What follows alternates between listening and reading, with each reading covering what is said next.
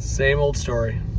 Anyways, I'm going to record a quick one here, and then we're going to do 2 videos when I get home. We'll do my next Leaf moves, and then also free agency prediction videos when I get home. This is basically just the rant reaction. Yeah, I mean, I don't have much to say. It's kind of just like a numb feeling. It's kind of the same old story. Like, I looked at all those photos of, like, the Leafs getting eliminated in tough games, and then I also just think about just so many numbers and facts. Like, I'm just going to spell out facts to you guys, and you guys can try to dispute it, but they're facts, so you can't. So the last 5 Game 7s, the Leafs have scored, 1 goal? So that's a fact. Maybe I'm missing on one, but I just look at this one, 1 goal. The Boston one, 1 goal. The Tampa one, 1 goal. The Boston one before that, 1 goal. So just not showing up in big games. I mean, that's like the biggest cliche of this team. And then you have Austin and Mitch at the end of the game going, there's too many passengers on this team in a big game like this. Like, it's just pretty ridiculous. Like, how can you possibly say that? Like, I know Austin said it after Game 5, you need to look in the mirror. Like, how is that not the same sentiment? And then Craig Berube basically reiterates it's between the ears. So basically he's saying a mental thing. It's always been a mental thing with these guys, right? You just don't show up. Nylander didn't show up either, but like the criticism of Nylander is going to slow down because we've seen it from him. But and I don't want to talk too much about stuff I've heard and things like that, but Austin said it, so I can say it, is he said that they're not on the same page. So he didn't say too much about like personnel and who's not on the same page, but I think it's pretty obvious that Austin and Mitchie are like best buddies, and like Nylander might not be in that clique. I'll just hint at that a little bit. Tavares is a free agent, Marner's a free agent, so by choice, or like it's gonna be the Leafs' choice. I'm just saying, like, it's not by choice anymore. There's gonna be change. There's also another fact is Brendan Shanahan's contract is expiring. That's just a fact. So you guys take that how you want. Then there's just like a bunch of other things, right? Like Matthew Nye's RFA, he's going to need a big contract. There's just a lot of factors here. Even like a Morgan Rielly who gets the criticism sometimes, like he scored 4 goals. He scored more goals than Austin and Mitch.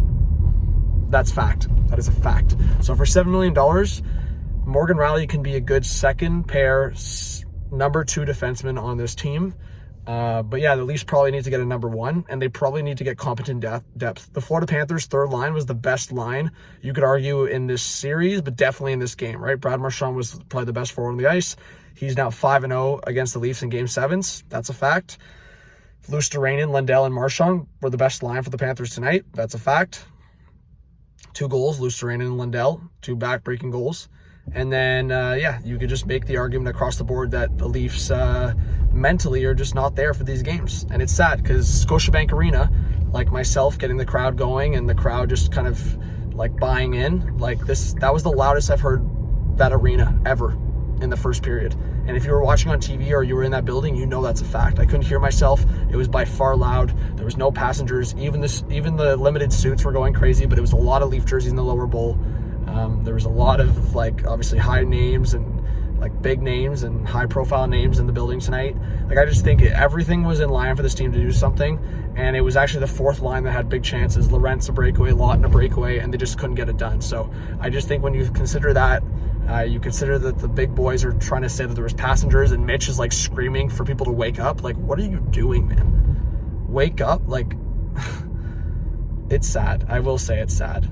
So it's going to be a situation where, and I'll make it more of a thing in the next video I upload tonight or tomorrow, is like Marner, he could have been a star in this city in terms of like banners and championship and hometown boy, and it's going to go down as like one of the most disliked Toronto former athletes. Unless something changes and somehow the Leafs bring him back because he doesn't want to raise, and for some reason the Leafs think that's a good idea because there's nothing else out there and they just want to keep bringing money in. Well, I mean, so many jerseys and stuff are thrown on the ice tonight, so I think fans are fed up.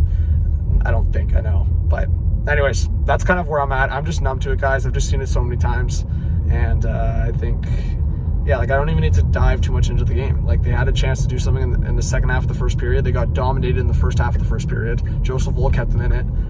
It was very eerily similar to Game 5.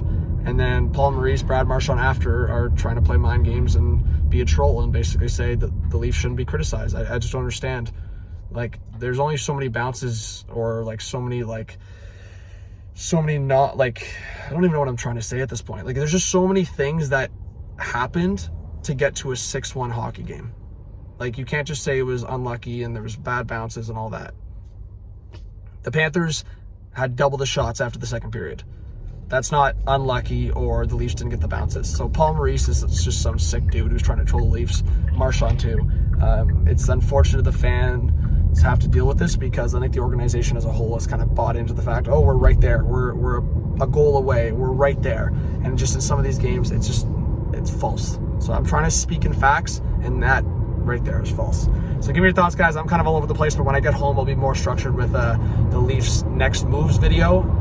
I've already kind of thought about it, so it's going to be a little bit more clear in the thought process for the Leafs next moves. So definitely watch that video, and then watch my free agency prediction video, because I know a lot of people have been asking me where I think certain guys are going to go. So thanks for watching.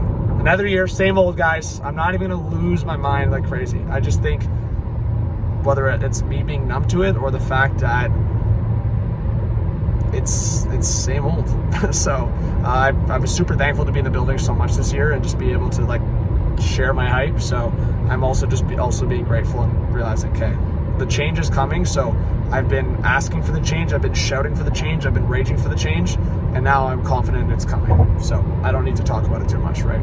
Thanks, guys. Talk soon.